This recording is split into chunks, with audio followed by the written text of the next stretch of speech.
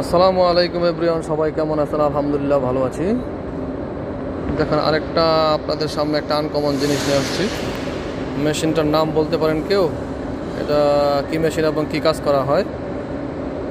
যদি জানেন অবশ্যই আমাকে জানাবেন, আর না জানলে আমি আপনাদের বলে দিব। এই মেশিনটার নাম হচ্ছে গ্রোভিং মেশিন। এটা একটা চায়না মেশিন। এই মেশিনটার কাজ হচ্ছে পাইপকে গ্রোভিং করা। গ্রোভিং মতলব এটার হচ্ছে আপনার এই যে এখান থেকে পাইপ দিয়ে এখানে পাইপ থাকে। পাওয়ারের মাধ্যমে যখন এটা দিয়ে প্রেস করা হয়, এটা দিয়ে যখন প্রেস করা হয় তখন ঠিক আছে, এটা অটোমেটিক এটা গ্রুভ হয়ে যায়। গ্রুভ হওয়ার পর পাইপ যখন একটার সাথে একটা কানেকশন করা হয়, তখন কাপলিং নামের একটা ডিভাইস বা একটা কী বলে, এটা মানে জোড়া দেওয়ার জন্য কাপলিং নামের একটা ডিভাইস ব্যবহার করা হয়, টুলস বা ম্যাটেরিয়াল ব্যবহার করা হয়। ওকে।